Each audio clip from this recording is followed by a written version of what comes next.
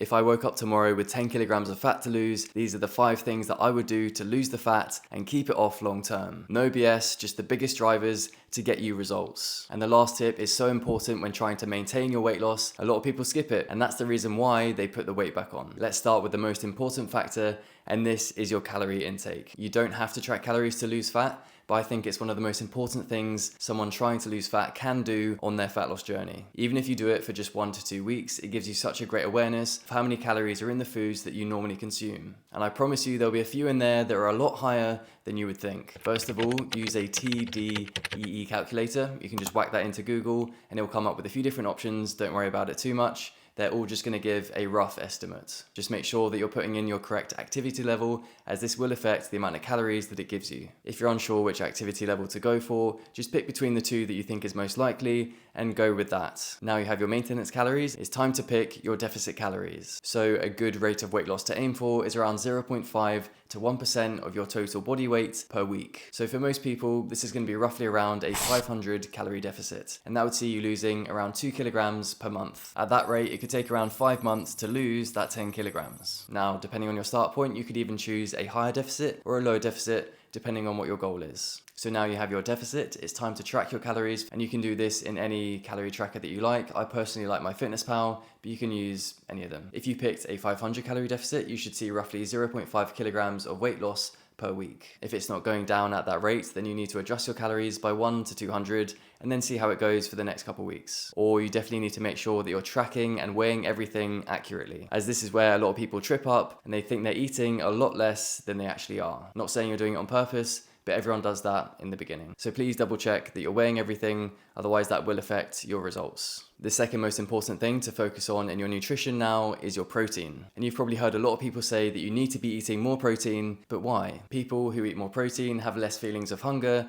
and they eat less calories overall in their diet. So you won't be reaching for the biscuit tin quite as much as normal. It also helps you to maintain and build muscle whilst you're losing fat. It also requires more energy for your body to digest and absorb protein than it does compared to carbs and fats. So how much should you be eating? 1.6 to 2 grams per kilogram of your target body weight. So as an example, let's say you weigh 90 kilograms and you're trying to get down to 80 kilograms. In this calculation, you would use 80 kilograms as the number. This would mean that you're aiming for 125 to 160 grams of protein every day. I appreciate it can be difficult to hit that big number at the beginning of your journey, so start off at the bottom of the range and you can always build that up over time. And if you can spread this across 3 to 4 meals, that would be ideal, but the main thing is that you're hitting that total number almost every day. Your non-exercise activity is something that can naturally reduce when you're losing fat without you even realizing. Things like steps, fidgeting, and just general movement that isn't exercise. So being mindful of your step count is a great way to ensure that you're still walking the same amount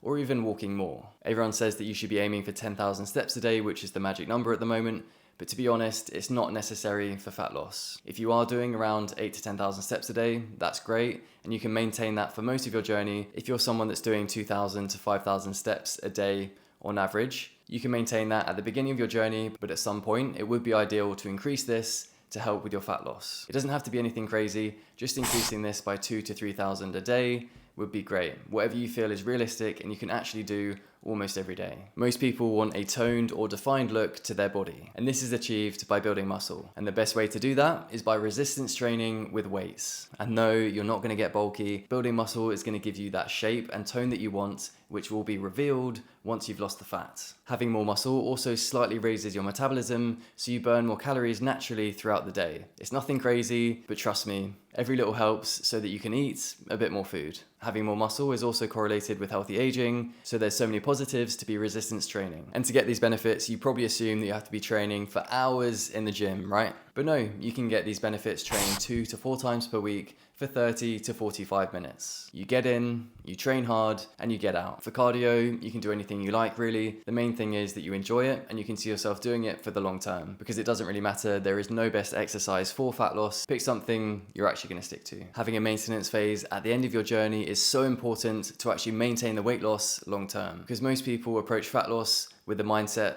that they're either dieting or they're not dieting. And maintenance doesn't get a second thought. So when they stop dieting, they just revert back to the old habits and that's when the weight comes back on. So how do you maintain your weight loss? So we're going to go back to that TDEE calculator that we mentioned in the beginning, and you're going to use your new weight once you've lost the weight and put in that realistic activity level. This is your new maintenance, which is going to be slightly lower than when you first started, but it's going to be quite a lot more than what your deficit calories were. A lot of people assume they have to maintain on their deficit calories, when actual fact, you're going to be in your maintenance calories, which is going to be a lot higher. Then you're going to track this intake for 1 to 2 weeks so you can get a feel for what the portions look like at maintenance. Then you're slowly going to track less and less until you can eventually maintain your weight without needing to track calories. Throughout this process, you're still going to be tracking your weight to see how that changes. If your weight is staying between your new weight and 1 to 2 kilograms above this, then you're maintaining. I like to call this the weight maintenance range because your weight will still fluctuate whilst you're maintaining. But after a few weeks, you'll have a hang of this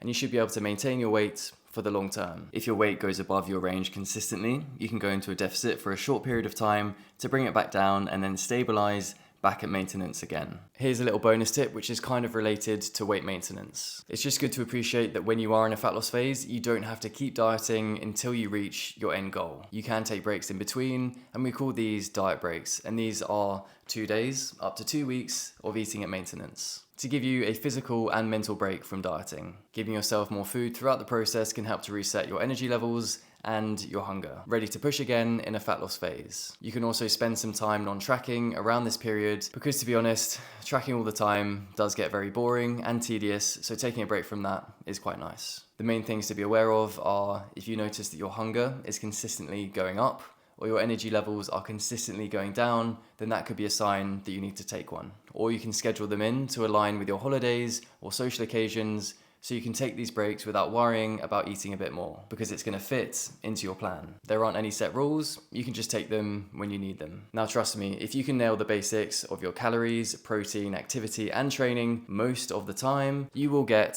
fantastic results. And if you want to know the mentality to set you up for this fat loss journey, click here. If you found this video useful, please like and subscribe for more content from me.